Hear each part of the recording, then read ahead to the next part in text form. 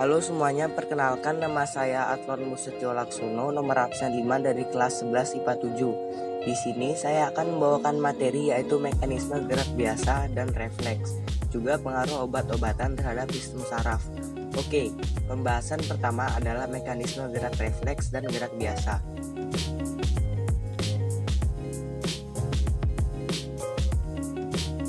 Gerak refleks adalah gerakan yang terjadi secara tiba-tiba di bawah kesadaran kita karena suatu dan lain hal. Sering terjadi impuls yang menuju saraf sensorik tidak sampai diolah di otak, akan tetapi melalui jalan terpendek untuk segera sampai ke efektor. Peristiwa ini disebut refleks. Refleks pada dasarnya merupakan suatu mekanisme respon dalam rangka mengelak dari suatu rangsangan yang dapat membahayakan atau mencelakakan. Contoh dari gerak refleks ini adalah ketika dokter memukul dengkul kita dengan palu, otomatis kaki kita akan naik. Yang kedua, ketika menyentuh sesuatu yang panas, maka langsung tangan kita menjauhi panas tersebut. Yang ketiga adalah ketika bersin, mata kita dengan otomatis menutup tanpa kita sadari. Gerak refleks pada kaki ada yang normal dan ada yang Babinski atau refleks plantar, yaitu adalah refleks yang timbul ketika telapak kaki dirangsang dengan instrumen tumpul. Nah, ada info sedikit nih. Respon yang terjadi pada refleks berlangsung cepat dan tidak disadari. Refleks seperti ini disebut dengan refleks bawaan. Refleks bawaan berpusat di sumsum tulang belakang yang dibagi menjadi dua, yaitu kompleks dan tunggal. Refleks kompleks apabila refleks ini menciptakan banyak efektor. Contohnya saat kiper menangkap bola yang belok. Kiper tersebut berusaha menangkap bola dengan menggeser posisi tubuhnya untuk berpindah tempat dengan cepat.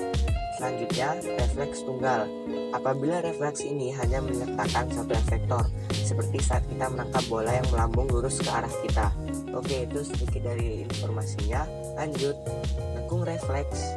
Jalur yang dilalui proses refleks atau gerak refleks rangsangan yang ditimbulkan oleh perubahan lingkungan di dalam maupun di luar tubuh akan menimbulkan respon yang berwujud sebagai perilaku manusia. Reaksi tubuh terhadap suatu rangsang yang melibatkan sistem saraf disebut refleks. Peristiwa refleks tersebut terbentuk melalui mekanisme yang melalui jalur tertentu. Komponen-komponen utama suatu lekung refleks yang paling sederhana terdiri atas unsur-unsur. Yang pertama, suatu reseptor yang peka terhadap suatu macam rangsangan. Yang kedua, suatu neuron afaren atau sensorik yang dapat mengantarkan impuls menuju ke susunan saraf pusat atau medula spinalis atau batang otak. Yang ketiga, suatu neuron afaren atau motorik yang dapat mengantarkan impuls-impuls ke perifer. Yang terakhir, suatu alat efektor yang merupakan tempat terjadinya reaksi. Selanjutnya, mekanisme gerak refleks. Pada saat jari kita menyentuh sesuatu yang panas, maka terjadi proses penerima rangsang oleh impuls yang dibawa oleh dendrit sel saraf sensorik yang kemudian diterima oleh badan sel sensorik. Setelah itu dibawa ke badan sel interneuron yang terletak di sumsum tulang belakang oleh akson sel saraf sensorik yang diproses sebagai suatu rasa sakit.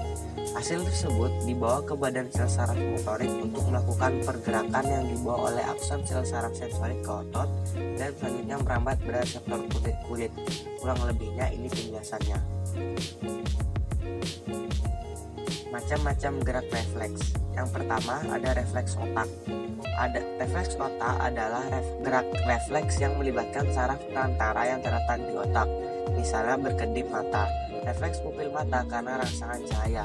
Kedua, refleks sumsum tulang belakang adalah gerak refleks yang melibatkan saraf perantara yang terletak di sumsum tulang belakang. Misalnya, sentakan lutut karena kaki menginjak sesuatu yang runcing.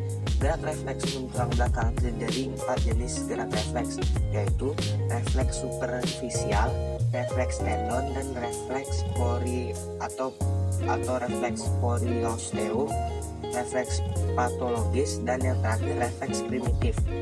Selanjutnya ada gerak biasa. Gerak biasa adalah gerak yang kita sadari. Pada gerak biasa, impuls dari indera reseptor diterima oleh saraf sensorik dan langsung sampai ke otak. Kemudian otak mengolah impuls tersebut dengan memberi respon.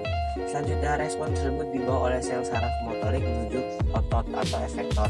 Secara singkatnya, proses terjadinya gerak biasa adalah sebagai ini. Impuls dari indera atau reseptor bergerak ke saraf sensorik menuju ke otak, terus dibawa oleh saraf motorik menuju ke otot efektor. Dan saya akan memberitahu apa sih motorik dan sensorik itu. Nah, kemampuan sensorik itu ialah kemampuan seorang dalam menggunakan indera yang ada pada tubuhnya. Selanjutnya mereka memakai data masukan dari indera tersebut sebagai sarana untuk melakukan penafsiran terhadap apa yang terjadi di sekitarnya. Sedangkan kemampuan motorik ini adalah kemampuan gerak yang dimiliki berdasarkan kategorinya. Kemampuan motorik terbagi menjadi dua, yaitu motorik kasar dan halus. Motorik kasar meliputi gerakan fisik yang melibatkan koordinasi beberapa anggota tubuh sekaligus dengan menggunakan otot-otot besar, sebagian atau seluruh anggota tubuh. Contoh dari kemampuan motorik kasar ini antara lain adalah melompat, berjalan, berlari, dan semacamnya. Sementara itu, motorik halus memiliki kaitan erat dengan keterampilan fisik yang penggunanya melibatkan otot kecil dan berhubungan dengan keterampilan fisik. Tak lupa motorik halus juga menjadi aktivitas yang butuh koordinasi mata dan tangan. Contohnya antara lain seperti menyusun balok dan bermain puzzle.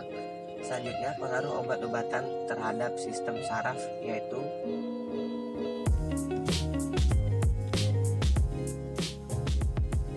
ada stimulan. Stimulan adalah menstimulasi sistem saraf simpatik melalui pusat di hipotalamus sehingga mampu mempengaruhi kerja organ, misalnya mempercepat denyut jantung, meningkatkan gula darah.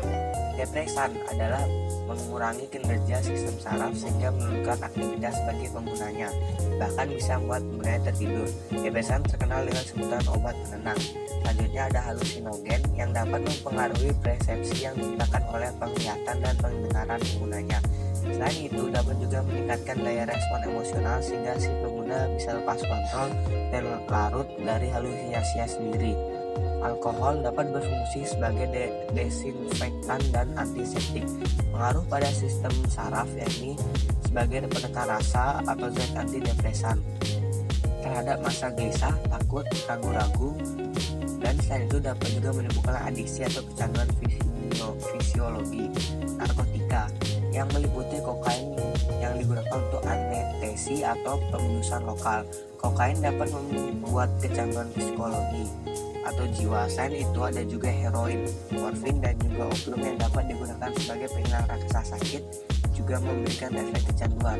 Bahan penikmat seperti nikotin, kafein, tein, dan theobromine. Obat ini meningkatkan tekanan darah dan memberikan efek kecanduan. Yang selanjutnya adalah fungsi dan pengaruhnya terhadap tubuh. Alkohol memiliki fungsi sebagai desinfektan dan antiseptik.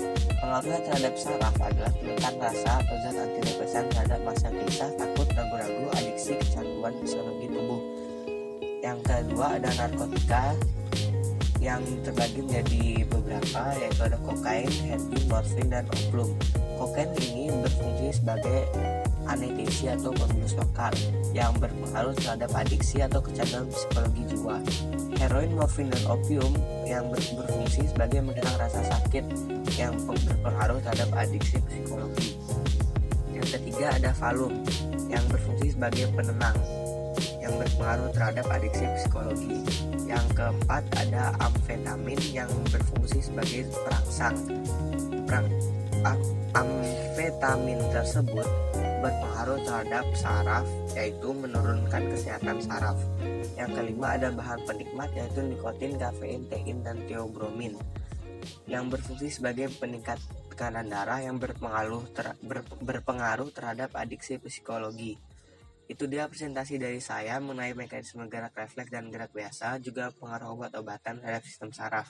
Terima kasih atas waktunya. Apabila ada salah kata atau kata yang kurang berkenan, saya minta maaf. Sampai jumpa.